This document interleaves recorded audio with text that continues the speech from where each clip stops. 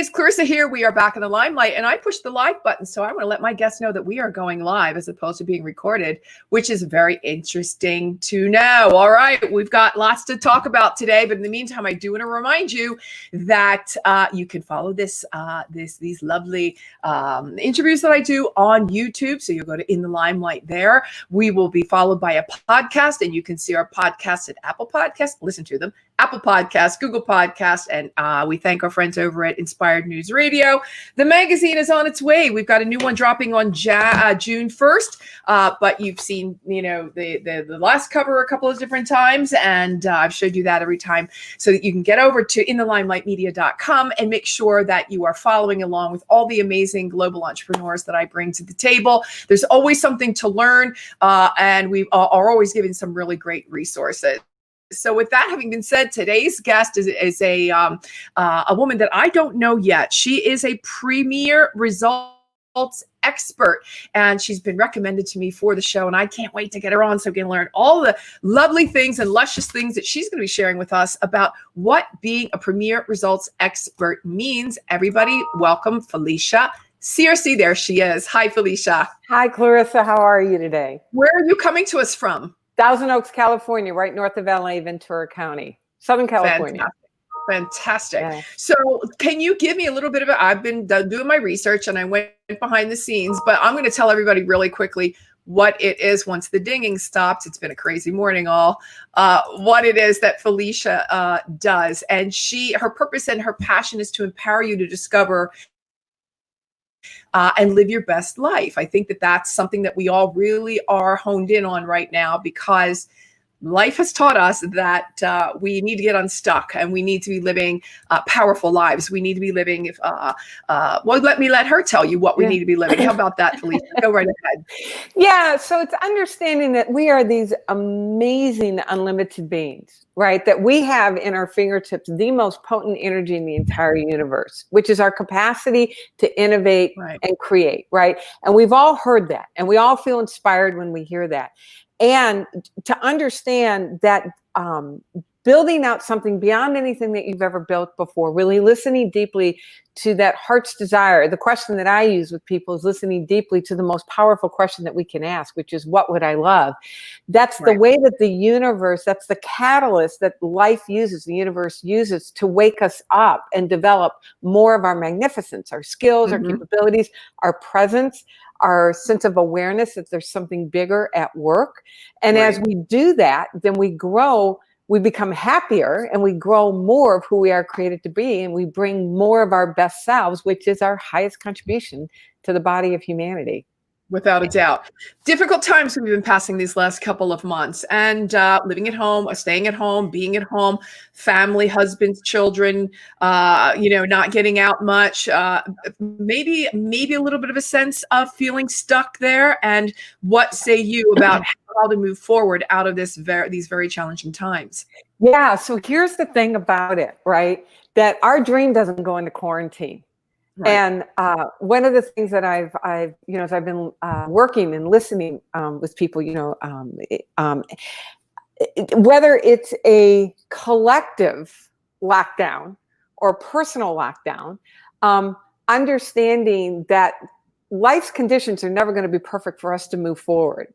In fact, when something inside of us starts waking up to more of than anything we've ever known for ourselves before, there's a part that wants to go forward. That's our life force, seeking a richer, freer, fuller expression, right? Then there's the part that's going to start talking, saying, what are you doing? Right. But right now, we've got a real, and please hear me, I do not say this to diminish the very real human experience that there are people are having right now. Yeah, of course. And at the same time, realizing that our creative capacity does not get quarantined. Our ability to think into things more expansively does not get shut down. Now, we shut it down because we start stacking evidence as to why this is not a good time. But the thing about it is that people do that anyway. We just have more tangible evidence right now, right? It's a handier, and it's a handier reason to say, this isn't the time? And what if this is the perfect time? What if the conditions that are present are the exact conditions that, as you lean into them in a way that you've never leaned in before, will cause you to think in ways that you've never thought before, and will exponentially move you forward. Yeah, and that's the really cool thing about what you do too, is because I'm hearing that. That really resonated well with me, as well as I'm sure it has with many. And so working with somebody, I must tell you that if I were able to work with someone, I know that I'd be going at lightning speed. And I already do, as you probably already you probably are. You know that I'm not, slow, but I think that I know that if I had someone to work with, to sort of guide me, be a little bit of a guidance along the way also, that would really skyrocket my business for sure. Yeah, for any of us, right? Because here's the thing, the instructions are on the outside of the box. We're in the box. We can't see it because we're in it. That's great. I love that. And the thing about it is that Jim Carrey once said in a commencement address that fear is always there, right? In fact, you want a dream. You want a desire. You want to build something out so much more expansive than anything you've ever known for yourself before. Right. To a degree that it wakes the fear up. You want to wake the fear up. In fact, I tell my folks, I say, oh my God, I'm got to get out of my comfort zone. I'm afraid. And I'm like, yay. That's a reason to celebrate, because you have given yourself permission to think beyond what you've thought before. And so to have somebody outside the frame to help you notice how nuanced and insidious the thinking that backs us away, that actually turns down the flame of our desire and waters down what we say we're going to do. And, quite frankly, Clarissa, if you have a watered down version of your dream, you're not going to go for it. Right? Exactly. I'm not going to go for something I'm lukewarm for. So you have to keep the flame of desire up. That takes courage, and it takes help, because it's so insidious how we tap it down. And so we tap down our actions, and we tap down our results, and we say, it doesn't work. I got no business doing this. Let me go back to what I know. Everybody else was right and I was wrong. Well, no, you're not. You need to be working with Felicia, because she's going to make sure that happens. I'm kind of like, putting myself in the position of working with you, and, how what that would feel like, because I'm a solopreneur. So I know that I move at my own pace and I do what I feel comfortable with. And I really don't know sometimes where my where my comfort zone is. Let me put it that way. I don't know. I think I'm so comfortable that I don't know that I'm in the comfort zone. And, I think you need someone looking from the outside in to say, you're getting awful comfortable in that zone, aren't you? And kind of help you, help you figure out, well, gosh, you're right. I hadn't thought that could be, and then be sort of prodded, if not poked, out of that comfort zone into a place that you never really thought you could go. That would be extraordinary. Well, and here's the thing, it never stops, right? Yeah. That life is always inviting us into something more expansive. Henry Ford once said, I think, something along the lines, show me a content man and I'll show you a failure. Because and especially as an entrepreneur, right? As a solopreneur, that if you are committed to serving deeply with your gifts, you're committed to living on the edge. You're committed always going beyond that feeling of content. And so one of the things that I support people in staying in the question asking is, so what would I love next? And what if I could?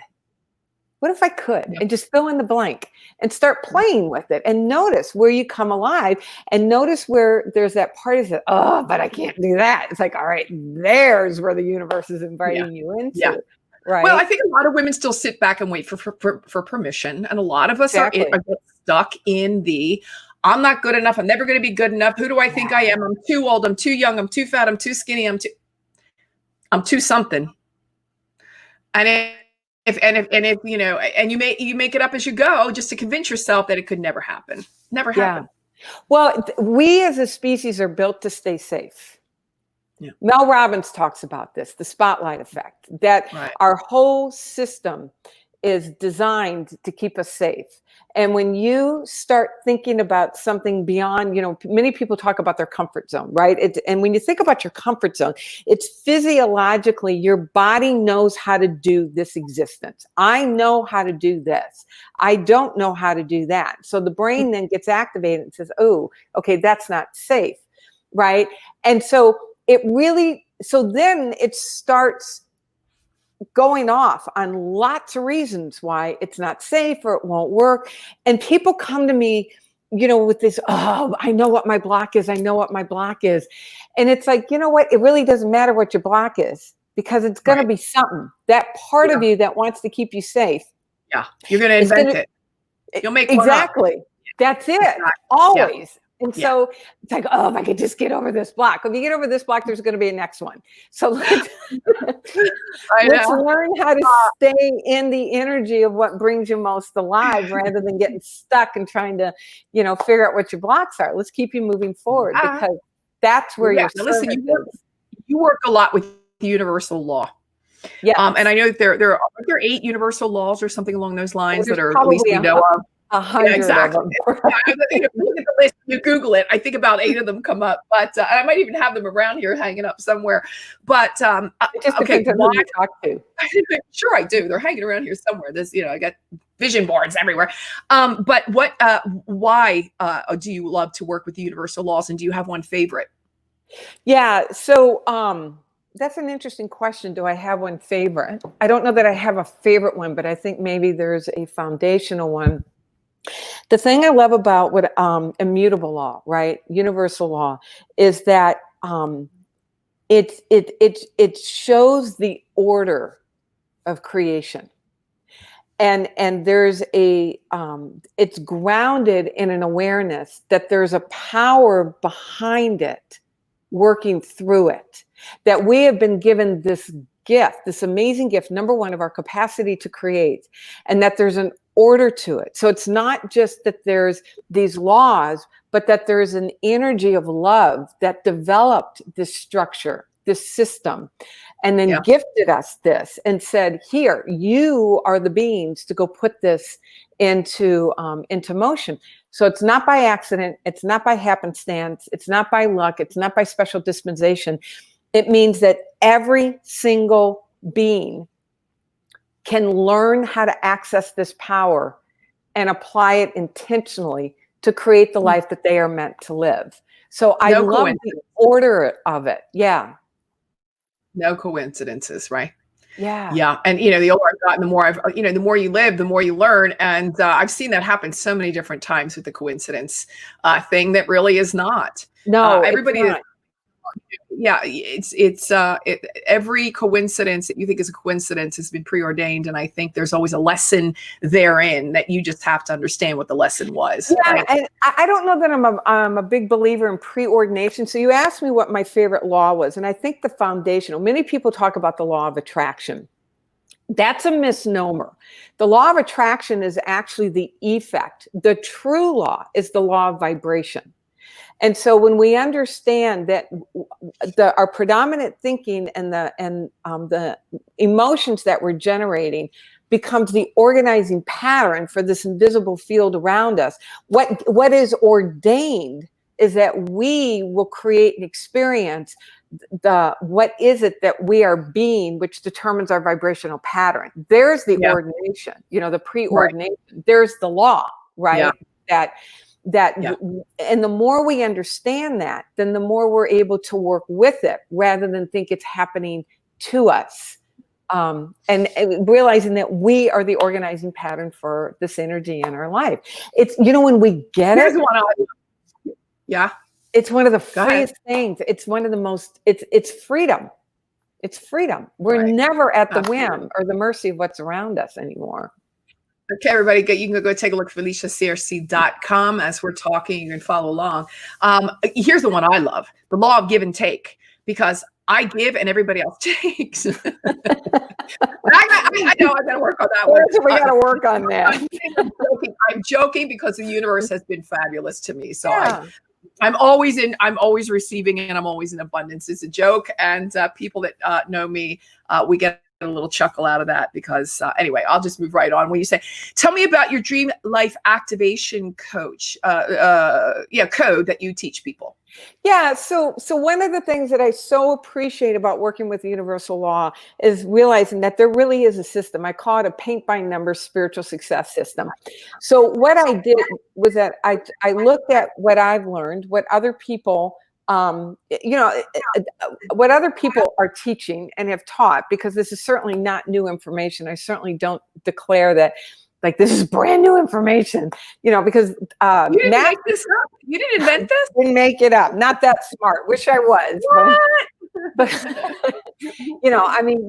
you're coming behind people like Jesus and Buddha and like the top guys, the big dogs, all the luminaries, right? Yeah. But so what I did was that I broke it down into an easy simple, not necessarily easy, but a simple applicable system that someone can take and understand it and then intentionally apply it. So, it's beginning to understand the power of our imagination, design a dream, realize that we have to become it, that we don't get what we want, we get what we be.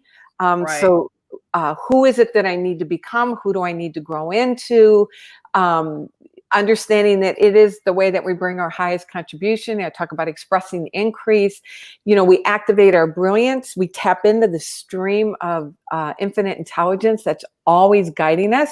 And the more we're able to stay in that state of being, the more we're able to hear that inspiration, those creative ideas, act on it, taking persistent and consistent, massive and perfect action.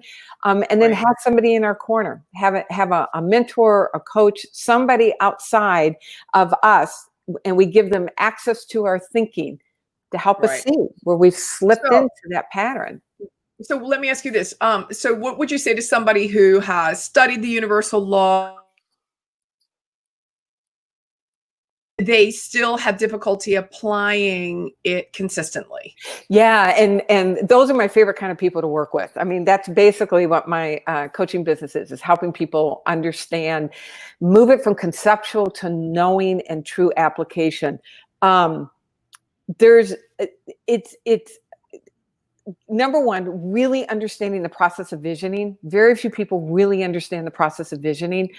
Number two, understanding what is it to literally zip yourself into the skin of the person who achieved that at a nuanced level, holding that state of being, that way of thinking when you're driving your car, brushing your teeth, making your lunch for your kids or your parents, that it can't be an on and off thing, that it's learning how to, with rigorous discipline, be it now and then act accordingly.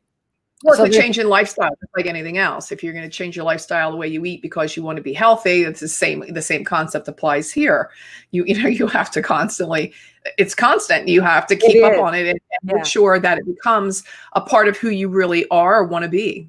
So that's it. There's a level of application that I do find missing in the people's understanding. I don't know that it's missing in people's teachings, but people's understanding that they think the feel good is enough. It's not. It's the literally embodying it and acting. You got not act as if, but act being consistently. You have to take that consistent action. So what's the first step that people can take from where they are now to apply this information? I just read a question, which I never do. I very rarely read questions. I always have my own, but I'm going to ask yours anyway. Yeah. So start working, start giving yourself permission. And you said it earlier, especially women. Number one, start working with the idea that to know that you matter and your dream matters. I think one of the key elements is to trust the source of your desire. Understanding that your desire is not your desire. It's not you being selfish, taking away from somebody else, but it's actually life's desire through you, for you, and from you. Have an accountability. We have a stewardship to listening to our desire. And when people, especially women, can really come to understand my desire is this divine energy communicating with me, then we become more humble and willing, right? And so then to give yourself permission to take that desire and begin to craft, what would it look like if I truly was living the life that I would love? What could it look like? What would I love for it to look like? And just stay in that question. I often ask women in particular, Clarissa, did you ever used to play dress up? Well, you're an actress. God, yeah. Oh, sure. I'm still playing dress up. Yeah, me too, right? I used to love to play dress up. And you try on different possibilities. And so I think people want the answer. They want to know how. Put all of that on hold. And if you're just starting out, give yourself permission to just play dress up. Just put on different possibilities and see what is it that just lights you up the most, and then keep going back to, oh, okay, this is that divine voice speaking to me. This is not me being selfish. It's okay if I don't know how to do it right now, because you're not going to know how to do it right now. If it's really big and expansive, that I'm putting that on hold and I'm just staying in. So what would I love? And ooh, this feels good. Just start noticing. Everybody needs a Felicia Searcy in their life. Let me just tell you right now. Oh, and not only look at that new ticker, she's leaving us all with a gift. Tell us about that, Felicia. Yes. So one of the things, I had to get my assistant to send it to me.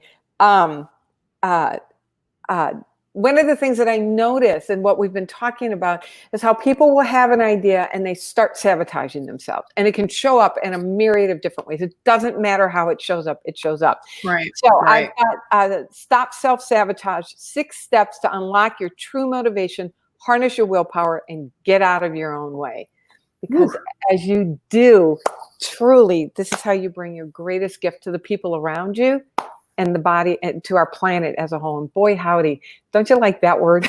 I love that. Our world needs this right now. Well, what was it? Unharness, unleash, and I don't know what the heck else, but that sounded amazing to me. I mean, everybody, I think that we should be taking a look absolutely at FeliciaSearcy.com or free gift from Felicia.com and go and take a deeper dive into that. She's been an absolute joy to have on the show today. That's already 22 and a half minutes. It goes fast. It goes very fast. It's breathtaking. Especially when you're in good company, Felicia. Thanks so much. Clarissa. Thank you. I really appreciate you. I wish you all the best. And we'll be talking again soon, I'm sure.